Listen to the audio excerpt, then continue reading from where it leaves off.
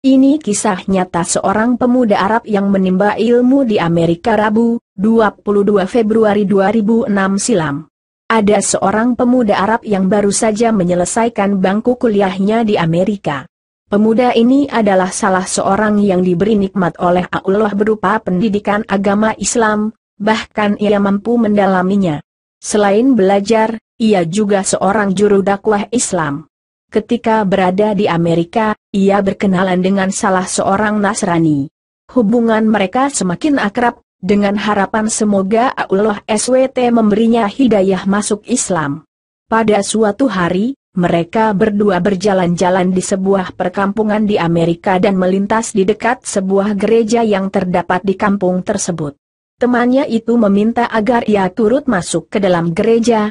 Semula ia berkeberatan, namun karena ia terus mendesak, akhirnya pemuda itu pun memenuhi permintaannya lalu ikut masuk ke dalam gereja dan duduk di salah satu bangku dengan hening, sebagaimana kebiasaan mereka. Ketika pendeta masuk, mereka serentak berdiri untuk memberikan penghormatan, lantas kembali duduk. Di saat itu, si pendeta agak terbelalak ketika melihat kepada para hadirin dan berkata, "Di tengah kita ada seorang Muslim. Aku harap ia keluar dari sini." Pemuda Arab itu tidak bergeming dari tempatnya. Pendeta tersebut mengucapkan perkataan itu berkali-kali, namun ia tetap tidak bergeming dari tempatnya. Hingga akhirnya pendeta itu berkata, "Aku minta ia keluar dari sini dan aku menjamin keselamatannya." Barulah pemuda ini beranjak keluar. Di ambang pintu ia bertanya kepada sang pendeta, "Bagaimana Anda tahu bahwa saya seorang Muslim?" Pendeta itu menjawab, "Dari tanda yang terdapat di wajahmu." Kemudian ia beranjak hendak keluar, namun sang pendeta ingin memanfaatkan keberadaan pemuda ini, yaitu dengan mengajukan beberapa pertanyaan. Tujuannya untuk memojokkan pemuda tersebut dan sekaligus mengkokohkan markasnya. Pemuda Muslim itu pun menerima tantangan debat tersebut. Sang pendeta berkata, "Aku akan mengajukan kepada Anda 22 pertanyaan dan Anda harus menjawabnya dengan tepat." Si pemuda tersenyum dan berkata, "Silahkan." Sang pendeta pun mulai bertanya, "Satu sebutkan satu yang tiada duanya. Dua yang tiada tiganya. Tiga yang tiada empatnya. Empat yang tiada limanya. Lima yang tiada enamnya. Enam yang tiada tujuhnya. Tujuh yang tiada delapannya. Delapan yang tiada sembilannya. Sembilan yang tiada sepuluhnya. 10 sesuatu yang tidak lebih dari 10. 11 yang tiada 12-nya. 12 yang tiada 13-nya. 13 yang tiada 14-nya. 14 sebutkan sesuatu yang dapat bernafas namun tidak mempunyai ruh. 15 apa yang dimaksud dengan kuburan berjalan membawa isinya. 16 siapakah yang berdusta namun masuk ke dalam surga. 17 sebutkan sesuatu yang diciptakan Allah namun dia tidak menyukainya. 18 sebutkan sesuatu yang diciptakan Allah dengan tanpa ayah dan ibu. 19 siapakah yang tercipta dari api, siapakah yang diazab dengan api dan siapakah yang terpelihara dari api. 20 siapakah yang tercipta dari batu, siapakah yang diazab dengan batu dan siapakah yang terpelihara dari batu. 21 sebutkan sesuatu yang diciptakan Allah dan dianggap besar. 22 pohon apakah yang mempunyai 12 ranting, setiap ranting mempunyai 30 daun, setiap daun mempunyai 5 buah, 3 di bawah naungan dan 2 di bawah sinaran matahari. Mendengar pertanyaan tersebut, pemuda itu tersenyum dengan senyuman mengandung keyakinan kepada Allah. Setelah membaca basmalah ia berkata, "Satu yang tiada duanya ialah Allah SWT. Dua yang tiada tiganya ialah malam dan siang. Allah SWT berfirman, dan kami jadikan malam dan siang sebagai 2 tanda, kebesaran kami, Al-Isra 12. Tiga yang tiada empatnya adalah kehilafan yang dilakukan Nabi Musa ketika Khidir menenggelamkan sampan, membunuh seorang anak kecil dan ketika menegakkan kembali dinding yang hampir roboh. 4 yang tiada limanya adalah Taurat, Injil, Zabur dan Al-Quran. 5 yang tiada enamnya ialah salat 5 waktu. 66 yang tiada tujuhnya ialah jumlah hari ketika Allah SWT menciptakan makhluk. 77 yang tiada delapannya ialah langit yang 7 lapis. Allah SWT berfirman, yang telah menciptakan 7 langit berlapis-lapis. Kamu sekali-kali tidak melihat pada ciptaan Rabb yang Maha Pemurah sesuatu yang tidak seimbang. Al-Mulk 3. 88 yang tiada sembilannya ialah malaikat pemikul arsy Rahman. Allah SWT berfirman, dan malaikat-malaikat berada di penjuru-penjuru langit. Dan pada hari itu 8 orang malaikat menjunjung arsy Rabbmu di atas kepala mereka. Al-Haqqah 17. 99 yang tiada sepuluhnya adalah mujizat yang diberikan kepada Nabi Musa, tongkat, tangan yang bercahaya, angin topan, musim paceklik, katak, darah, kutu dan belalang. 10 sesuatu yang tidak lebih dari 10 ialah kebaikan. Allah SWT berfirman, barang siapa yang berbuat kebaikan, maka untuknya 10 kali lipat. Al-An'am 160. 11 yang tiada 12-nya ialah jumlah saudara-saudara Yusuf.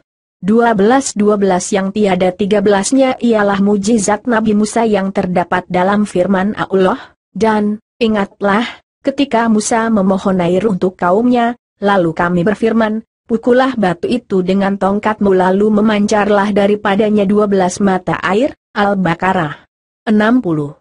13 yang tiada 14-nya ialah jumlah saudara Yusuf ditambah dengan ayah dan ibunya.